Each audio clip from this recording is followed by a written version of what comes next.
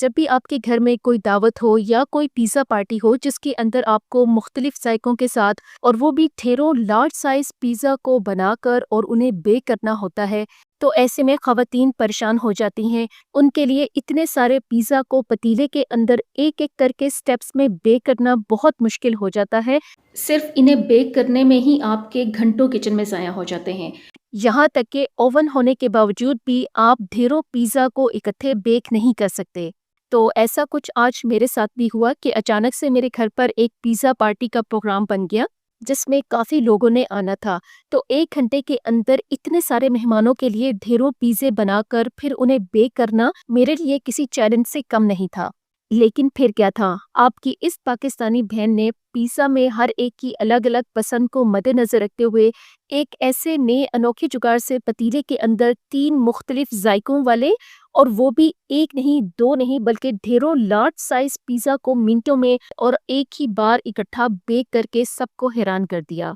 और सबने अपनी-अपनी पसंद के गरमा-गरम पिज़्ज़ा को एक साथ मिलकर एन्जॉय किया। इतना आसान तरीका है कि आपको अपनी दावत या किसी भी इवेंट में किचन में ज़्यादा टाइम स्पेंड नहीं करना पड़ेगा और मिनटों में आपके ढेरों पिज़्ज़ा इकट्ठे बेक हो जाएंगे। और ये है दुनिया का नया अनोखा मेरा इजाद किया हुआ तरीका। हाँ, मेरी वीडियो अपलोड करने के बाद अगर आप इस तरीके को कहीं और देखें तो समझ आए कि उन्होंने मेरा आइडिया चोरी किया है, जो बिल्कुल भी अच्छी बात नहीं है। तो चलिए कमर्शियल लेवल पर बनने वाले ऑथेंटिक पिज़्ज़ा की रेसिपी को बनाना स्टार्ट करते हैं। तो इसके लिए मैं हमेशा की तरह यहाँ एक प्लास्टिक बैग लूँगी और अब इस प्लास्टिक बैग के अंदर मैं 6 कप मैदे को थोड़ा-थोड़ा छानकर ऐड करूँगी। बेकिंग के लिए आपने मैदे को हमेशा छानकर ही इस्तेमाल करना होता है।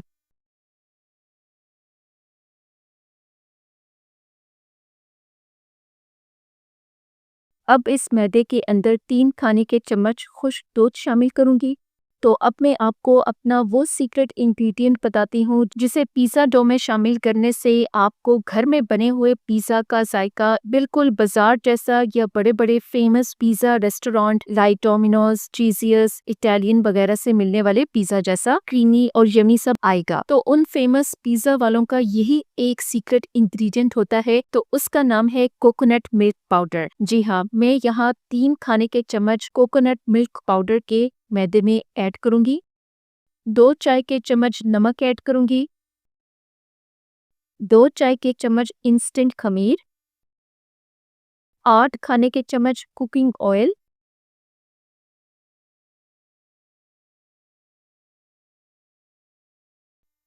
3 चाय के चम्मच चीनी। 2 अदद अंडे शामिल करूंगी और आखिर में 2 चुटकी ज़रदा रंग डालकर शॉपर को थोड़ी सी हवा के साथ बंद करके चीज़ों को आपस में अच्छी तरह से मिक्स करूंगी। शॉपर को इस तरह से उल्टा पुल्टा करने से तमाम चीज़ें मैदे में इक्वली डिस्ट्रीब्यूट होती हैं। इसके बाद फिर हम अपने दोनों हाथों से इसे तकरीबन 3 से 4 बार मसलेंगे ताकि तेल, अंडे वगैरह मैदे में यकजान हो जाए।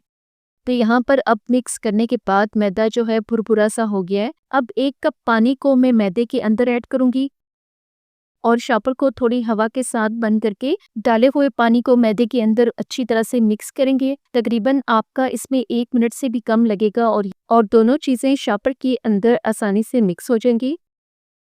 लेकिन मैदा अभी थोड़ा सा ड्राई है, तो इसलिए मैं पौना कप पानी और मैदे में शामिल करूंगी और पहले की तरह पानी को मैदे में अच्छी तरह से हाथों से दबा दबा कर मिक्स करूंगी। पानी डालने के बाद जब हम इस तरह से इसे दबाकर मिक्स करेंगे ना, तो इससे हमें आइडिया हो जाता है कि मैदा अब कितना गीला हो गया और हमें और कितना इसमें पानी डालना है। तो यहाँ मैंने डो को चेक किया है। अब ये पिज़्ज़ा की डो बेहतरीन सी मीडियम सॉफ्ट बन गई है, क्योंकि पिज़्ज़ा के लिए हमें मीडियम सॉफ्ट डो ही चाहिए होती है, तो इसलिए अब हम इसके अंदर और पानी नहीं डालेंगे और प्रॉपर तरीके से डो को तकरीबन 4 से 5 मिनट तक अच्छी तरह से घुल देंगे। स्पेशली खमीर डालने के बाद जैसे जैसे हम इसे मसल कर गूंदेंगे ना, ये मैदा उतना लचकदार बनता जाएगा, सॉफ्ट और मुलायम बनता जाएगा। आप बाजार के किसी भी फेमस पिज़्ज़ा रेस्टोरेंट का पिज़्ज़ा खा लें तो उनके पिज़्ज़ा का जायका बहुत अनोखा सा मिल्की, क्रीमी और बहुत यमी सा होता है। पिज़्ज़ा का ये अनोखा क्रीमी फ्लेवर इसी वजह से होता है क्योंकि कमर्शियल लेवल पर जो पिज़्ज़ा बनाए जाते हैं वो लोग इसकी डो के अंदर कोकोनट मिल्क पाउडर को डालते हैं और इसी कोकोनट मिल्क पाउडर की वजह से ही बाजार का पिज्जा घर के बने हुए पिज्जे से जायके में टोटली डिफरेंट होता है और बड़े बड़े शेफ भी इस सीक्रेट को लोगों से छुपाते हैं।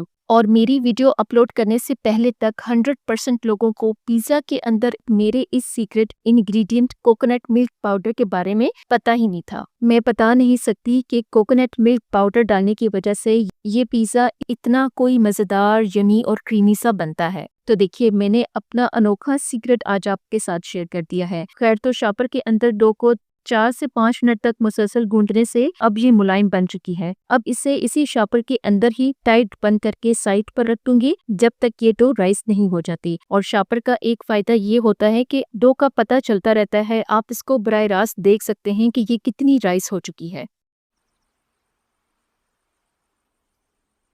अच्छा, नेक्स्ट मैंने यहाँ पर पतीले को हाई फ्लेम पर गर्म होने के लिए चूल्हे पर चढ़ा दिया है ताकि ये फुल गर्म हो जाए। अच्छा, क्योंकि मैं बजरी के साथ ही बेकिंग करती हूँ, तो अगर आप बजरी इस्तेमाल करें तो फिर आपने पतीले में 1 इंच के बराबर बजरी की सिर्फ एक तह लगानी है।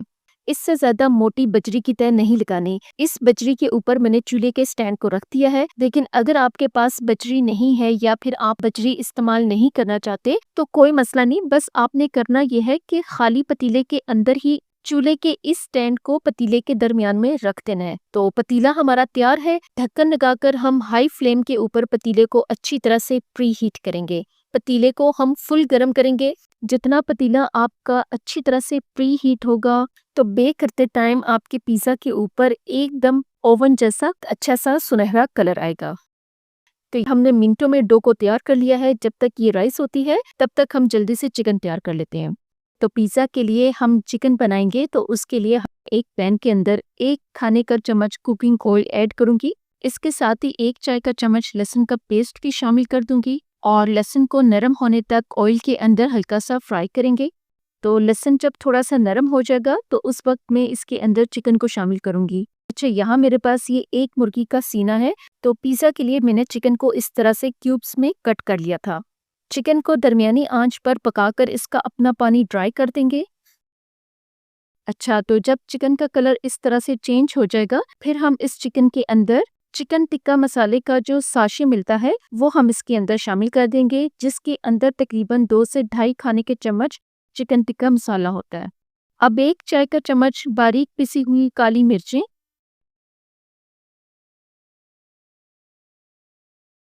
1 चाय का चम्मच चिकन पाउडर और आधा चाय का चम्मच कोकोनट मिल्क पाउडर का शामिल करेंगे। 30 सेकंड तक तमाम मसालों को चिकन के साथ पकाएंगे ताकि मसालों का कच्चापन खत्म हो जाए। नमक ऐड तभी करें जब आपको अपने हिसाब से नमक थोड़ा कम महसूस हो, क्योंकि टिक्का मसाला और चिकन पाउडर वगैरह जो हमने ऐड किए हैं ना, उनके अंदर भी थोड़ा बहुत नमक ऑलरेडी मौजूद होता है। तो चिकन को 30 सेकंड पकाने के बाद मैं इसके अंदर तकरीबन 2 कप पानी के शामिल करूंगी। हमेशा की तरह पिज्जा के चिकन के अंदर मैं फालतू पानी इसलिए डालती हूँ क्योंकि इस पानी के अंदर एक तो हमारा चिकन भी गल जाएगा और दूसरा इससे पिज्जा के लिए हमारी चिकन सॉस भी तैयार हो जाएगी। जो लोग पहली बार मेरी वीडियो देख रहे हैं ना, तो वो सोचेंगे ये चिकन सॉस क्या चीज़ है और हमें ये क्यों ज़रूरत है। तो इससे रिलेटेड वो मेरी पिछली वीडियो लास्ट में देखें। बस अब ढक्कन लगाकर चिकन को हल्की आंच पर पकने के लिए छोड़ दूंगी जब तक चिकन गल नहीं जाता। तो यहाँ पर हमारा चिकन गल चुका है। ढक्कन हटाकर ये जो आपको चिकन की यखनी या ग्रेवी नजर आ रही है, इसे हम दरमियानी आंच पर पकाकर सिर्फ गाढ़ा करेंगे। याद रहे कि इसे बिल्कुल ड्राई नहीं करेंगे। बस चिकन यखनी को पकाकर हमने इतना गाढ़ा करना होता है। तो इसलिए अब मैं चूल्हे को बंद कर दूंगी और बेहतरीन सा हमारा चिकन और पिज़्ज़ा के लिए चिकन सॉस तैयार हो चुके हैं। और हमने जो कोकोनट मिल्क पाउडर चिकन में डाला है ना, उससे ये चिकन बहुत ही ज़्यादा क्रीमी सा कोकोनट फ्लेवर के साथ मज़ेदार सा तैयार हुआ है। अच्छा, अब मैं आपको जल्दी से कमर्शियल लेवल पर जो असल पिज़्ज़ा के लिए वाइट सॉस तैयार की जाती है, आज मैं उसकी ऑथेंटिक रेसिपी लेकर आई हूँ जो कमर्शियल लेवल पर काम करने वाले भी आपसे छुपाते हैं। आपने नोटिस किया होगा कि बाजार वाला पिज़्ज़ा लाइक इटालियन, डोमिनोज या चीज़ियस वालों का जो पिज़्ज़ा आप खाते हैं, आपको उसका एक अलग सा टेस्ट फील होता है और लाख मसाले डालने के बावजूद हमें वो बाजार वाला जो कमर्शियल पिज़्ज़ा होता है उस जैसा जायका घर में बने हुए हमारे पिज़्ज़े में नहीं आता। और दूसरा, पिज़्ज़ा में कम चीज़ इस्तेमाल करने के बावजूद भी वो लोग अपने पिज़्ज़ा का इतना क्रीमी सा और रिच चीज़ी फ्लेवर कैसे लाते हैं।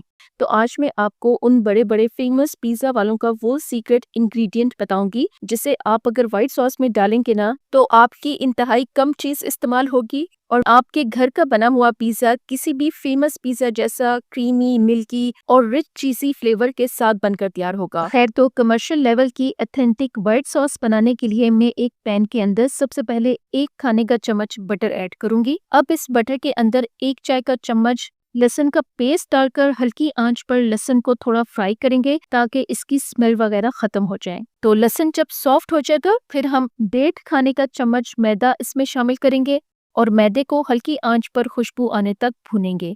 चम्मच को चलाते रहेंगे ताकि मैदा नीचे पैन से लगकर जले ना। तो अब इस मैदे से खुशबू आना स्टार्ट हो गई है और ये इस तरह से भुरभुरा सा भी हो गया है। बस इस पॉइंट पर हम इसके अंदर 1 कप दूध को थोड़ा-थोड़ा करके मैदे में शामिल करते जाएंगे और साथ-साथ चम्मच की मदद से हम मैदे में दूध को मिक्स भी करते रहेंगे ताकि हमारी सॉस में गुठलियां ना बने। अच्छा, दूध को शामिल करते वक्त आपने फ्लेम को बिल्कुल हल्का रखना है, वरना आपकी जो सॉस है वो मिक्स करने से पहले ही थिक होने लगेगी। तो यहाँ मैंने 1 कप दूध को मैदे के अंदर अच्छी तरह से मिक्स कर दिया है। 2 चाय के चम्मच चिकन पाउडर, 1 चाय का चम्मच कोकोनट मिल्क पाउडर, 1.5 चाय का चम्मच पिसी हुई काली मिर्चें, चुटकी नमक ऐड करूंगी और 2-2 चुटकी ओरिगेनो और थाइन लीव्स के डालूंगी।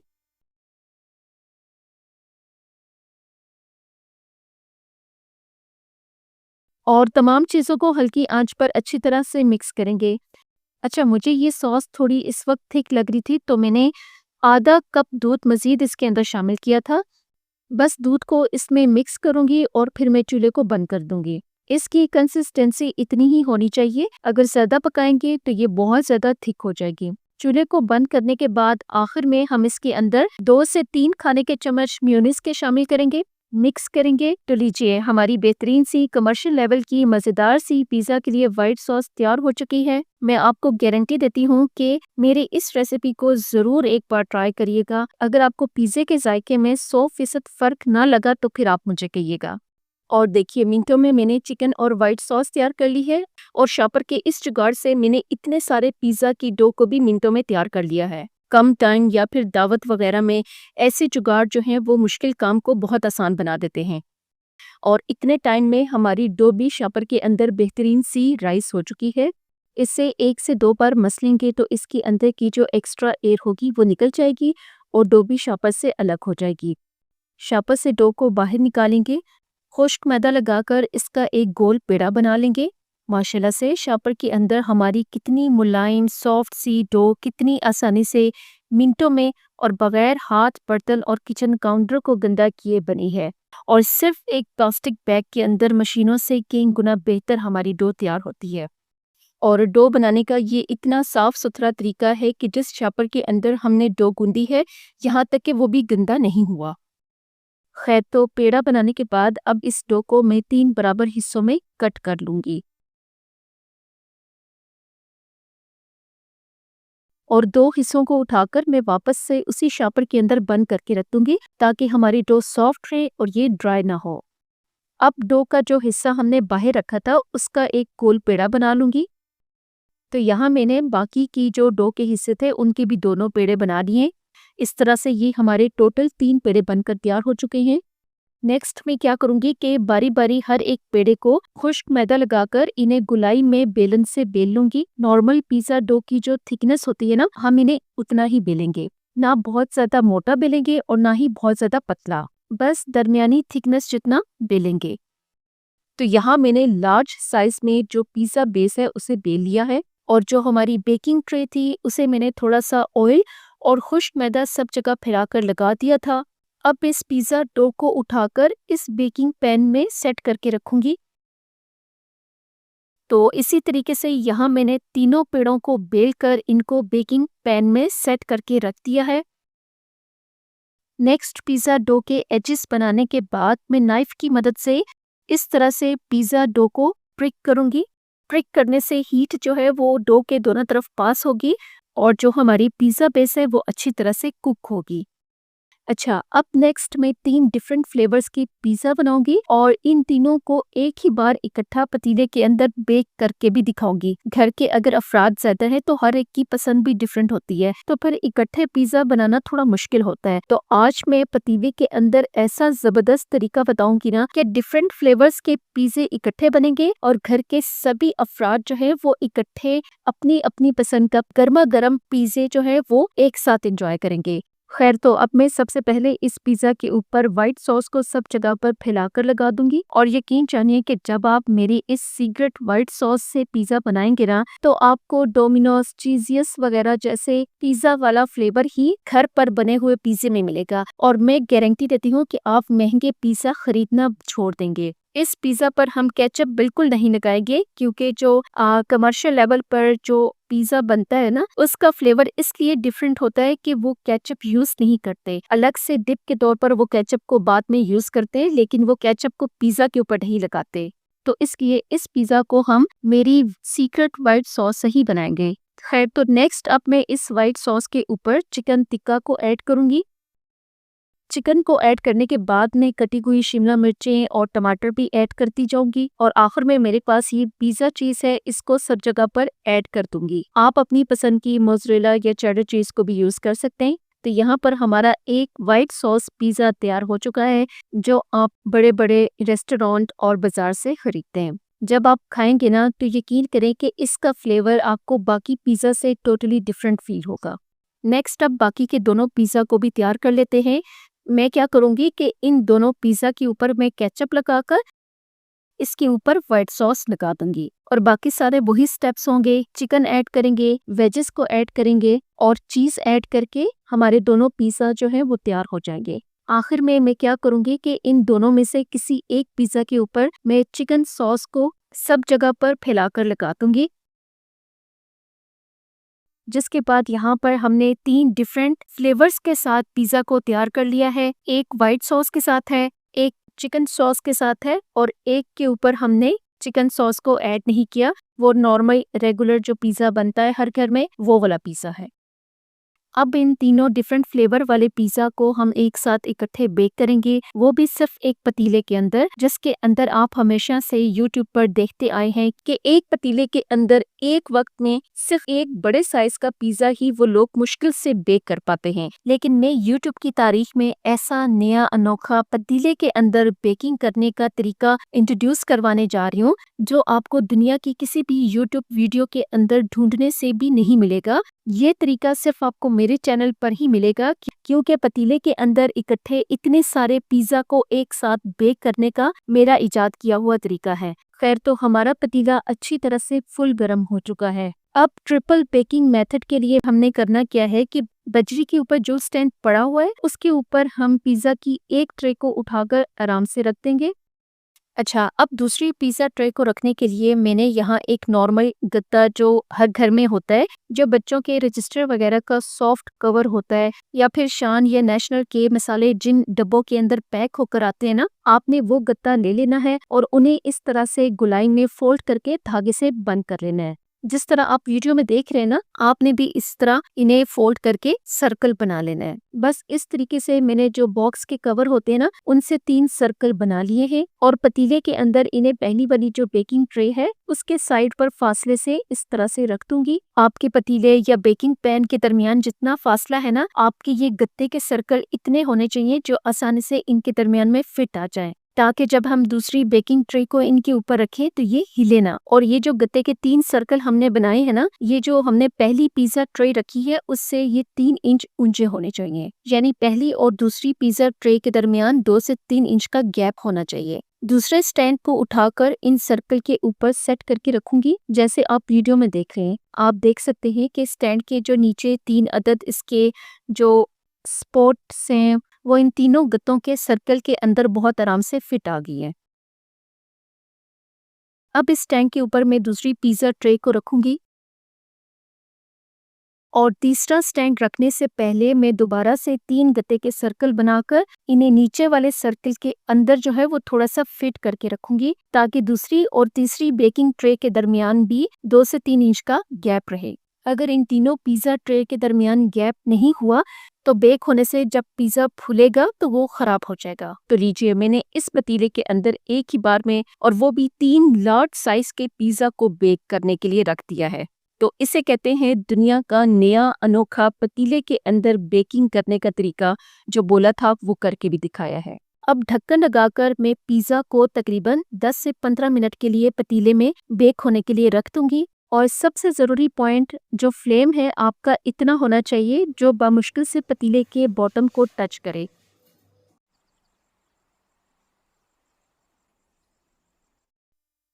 तो तकरीबन 10 से 15 मिनट के अंदर पतीले में हमारे पिज़्ज़े बेक हो चुके हैं। माशाल्लाह से देखें ये कितने बेहतरीन से कलर के साथ और कितने परफेक्ट से हमारे तमाम पिज़्ज़ा पतीले के अंदर एक साथ बेक हुए हैं। जिस पतीले के अंदर दुनिया वाले सिर्फ एक पिज़्ज़े को मुश्किल से ही बेक करते हैं, आज मैंने उसी पतीले के अंदर इकट्ठे और वो भी 3 लार्ज साइज पिज़्ज़ा को एक ही बार मिनटों में बेक करके दिखाया है। घर में दावत या बच्चों की सालगिरह वगैरह में जहाँ पहले ही टाइम इतना कम होता है, तो ऐसे में अगर आप पतीले के अंदर एक एक पिज़्ज़ा को स्टेप्स में बेक करते रहेंगे तो मेहनत के साथ साथ आपका टाइम भी इसमें अच्छा खासा वेस्ट होगा। तो मैंने पिज़्ज़ा बनाने के साथ साथ पिज़्ज़ा को बेक करने जैसे मुश्किल कामों को कितना आसान कर दिया है। और मेहमानों के आने से पहले ही मैंने मिनटों में इतने सारे पिज़्ज़ा को डिफरेंट फ्लेवर के साथ एक ही बार आसानी से पतीले में बना लिए थे और बगैर इंतज़ार करवाए तमाम मेहमानों को गर्मा गर्म पिज़्ज़ा एक ही साथ सर्व किया था। और यकीन करें कि मेहमानों को मेरे ये तीनों सिग्नेचर पिज़्ज़ा बहुत पसंद आए थे। उन्हें यही लग रहा था कि मैंने इतने मज़ेदार और क्रीमी से पिज़्ज़ा जो है वो किसी फेमस पिज़्ज़ा रेस्टोरेंट से मंगवाए हैं। तो अब मैं बारी बारी आपको इन तीनों पिज़्ज़ा को कट करके भी दिखाती हूँ। अच्छा, ये पिज़्ज़ा सबसे नीचे वाली ट्रे में था। हमने 3 पिज़्ज़े ऊपर नीचे इकट्ठे जो बेक किए हैं ना, ऐसा नहीं है कि नीचे वाला ये पिज़्ज़ा जला हुआ बनेगा और सबसे ऊपर वाला पिज़्ज़ा कच्चा रह जाएगा। आप खुद देखें, नीचे वाला ये पिज़्ज़ा हमारा बिल्कुल नहीं जला, बेहतरीन से कलर के साथ बेक हुआ है। तो अब दूसरी ट्रे वाला पिज़्ज़ा भी मैं आपको कट करके दिखाती हूँ। माशाल्लाह से ये भी ऊपर से नीचे तक अच्छे से बेक हुआ है, डिफरेंट फ्लेवर के साथ है। इस पिज़्ज़ा के ऊपर हमने चिकन सॉस को ऐड किया था, तो चिकन सॉस और वाइट सॉस के साथ ये बहुत ही मज़ेदार सा बना था। ज़रूर इसे ट्राई करिएगा। तो अब मैं पतीले में सबसे ऊपर वाली ट्रे का पिज़्ज़ा आपको चेक करवा रही हूँ। ये देखिए, माशाल्लाह से परफेक्ट तरीके से ये नीचे से अंदर तक और बेहतरीन कलर के साथ ये बेक हुआ है।